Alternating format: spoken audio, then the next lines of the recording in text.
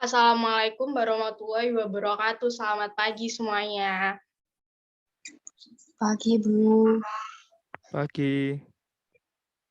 Oke, baik. Sebelum kita mulai untuk pelajaran hari ini, sebaiknya kita berdoa terlebih dahulu ya, supaya pelajaran hari ini bisa berjalan dengan lancar dan bermanfaat bagi kalian semua. Berdoa sesuai keyakinan dan kepercayaan masing-masing, dimulai. Berdoa selesai. Oke, baik. Sebelumnya saya absen terlebih dahulu. Bagi nama yang saya sebut, bisa on mic ya.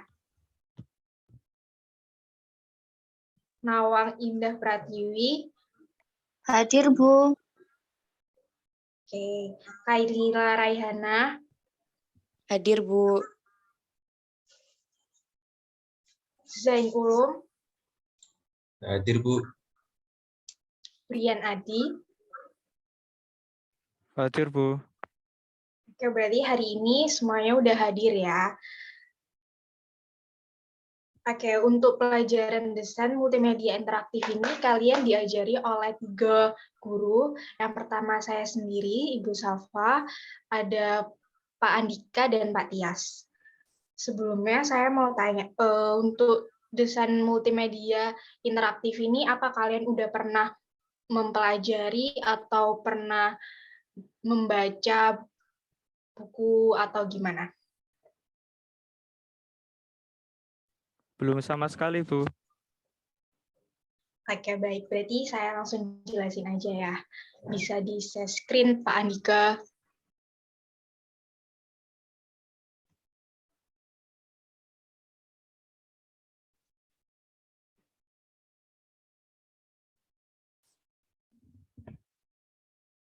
Oke, media interaktif ini nanti kita akan menjelaskan ada 3. Yang pertama pengertian multimedia interaktif, jenis dan manfaat, konsep dasar, dan websitenya.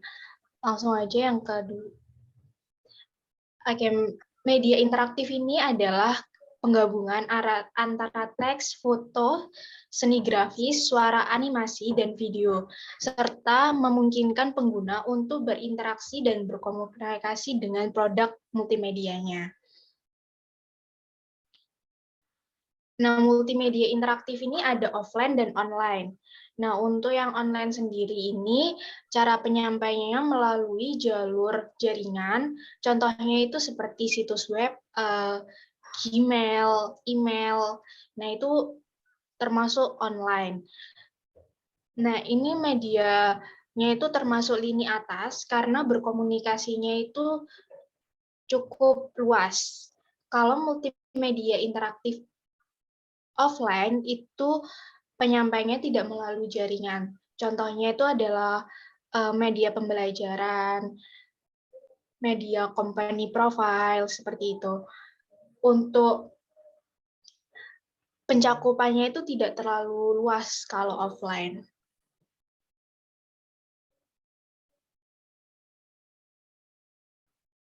Oke, lanjut. Nah, di sini ada manfaat dan keunggulannya. Lanjut. Ya, untuk dari sekarang saya akan mengambil alih.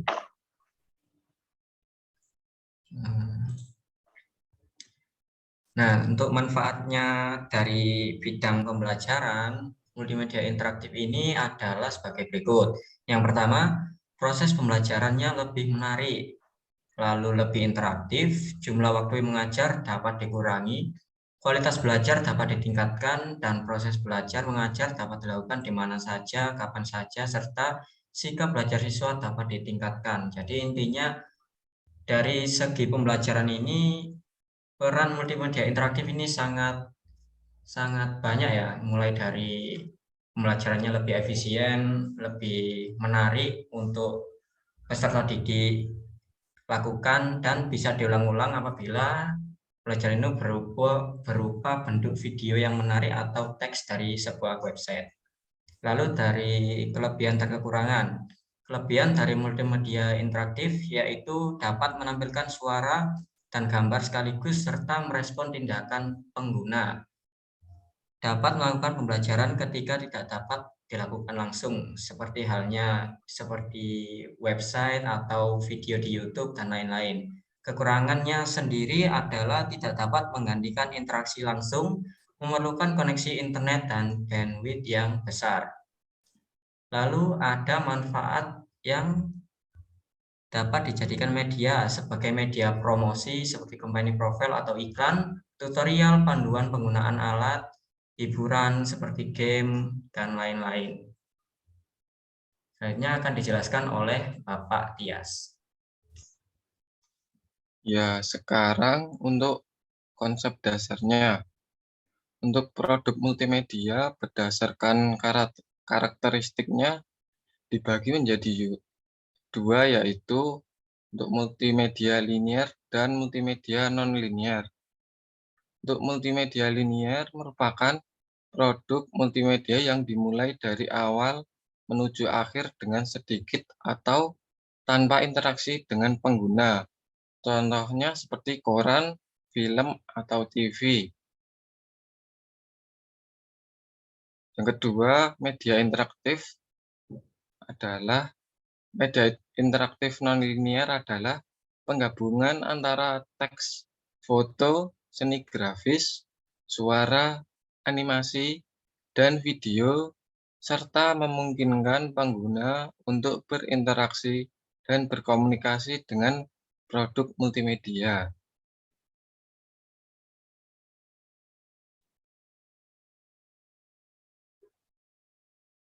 Lanjut lagi untuk web.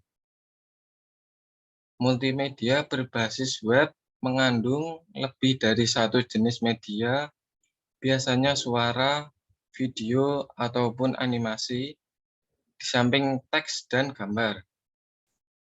Sehingga situs multimedia interaktif sering mengandung unsur-unsur yang berinteraksi dengan pengguna secara langsung, ataupun mengontrol pengiriman suara ataupun klip video, memanipulasi objek 3D, bermain game, dan lain-lain.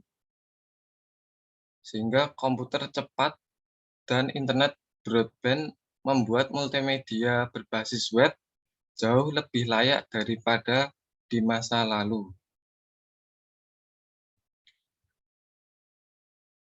Sekian materi yang bisa kami sampaikan.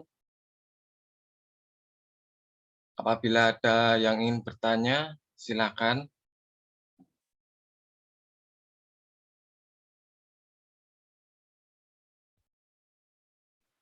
Izin bertanya, Pak. Ya, silakan. Saya tuh pernah mendengar istilah user compatibility pada salah satu artikel. Nah, saya tuh agak bingung gitu, yang dimaksud dengan prinsip user compatibility dalam pembuatan antarmuka aplikasi itu gimana ya maksudnya?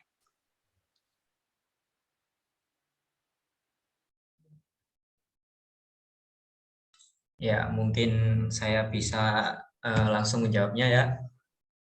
Jadi untuk user compatibility adalah perangkat lunak yang seolah-olah mengenal usernya, mengenai karakteristik usernya dari sifat sampai kebiasaan manusia secara umumnya. Ya, seperti itulah prinsip user compatibility sendiri. Apa ada yang tanya lagi?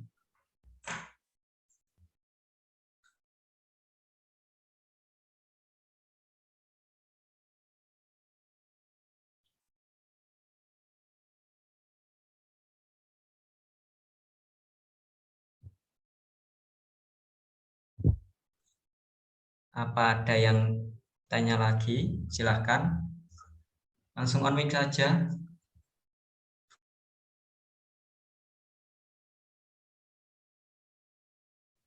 Permisi, saya Brianadi mau bertanya. Kira-kira multimedia ini biasanya digunakan untuk apa saja? Atau dalam bidang apa saja sih multimedia ini biasanya digunakan? Seperti itu. bagaimana, Pak? Baik, mungkin bisa dijelaskan dari Bu Salsa.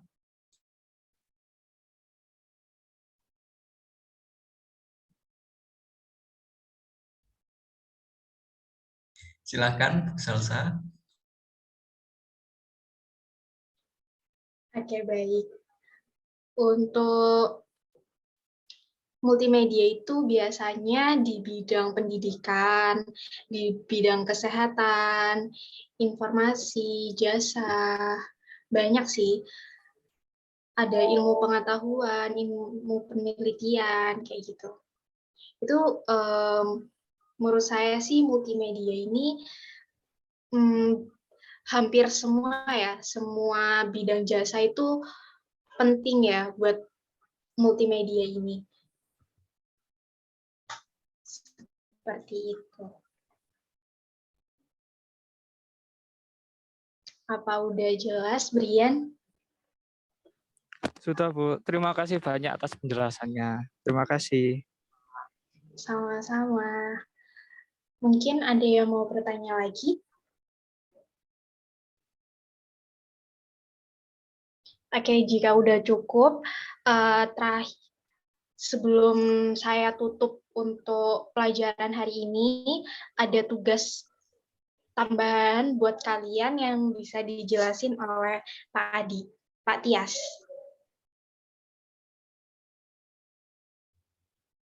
Oh iya, untuk tugasnya nanti kalian akan membuat video mengenai tutorial, contohnya seperti tutorial membuat jus ataupun mematikan laptop ataupun sembarang lah.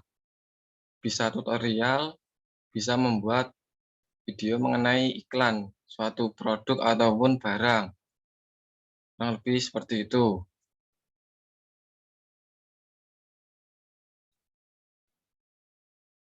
Oke, untuk pengumpulannya nanti 1 minggu dari hari ini, jadi kumpulin nanti pertemuan selanjutnya di Google Classroom. Formatnya nanti saya kirim sama PJ masing-masing ya. Apa ada yang mau bertanya tentang tugasnya? Tidak, Bu, sudah jelas. Oke, baik. Untuk pertemuan hari ini saya tutup dulu. Assalamualaikum warahmatullahi wabarakatuh. Waalaikumsalam warahmatullahi wabarakatuh. Terima kasih, Bu. Terima kasih, Bu. Sama-sama.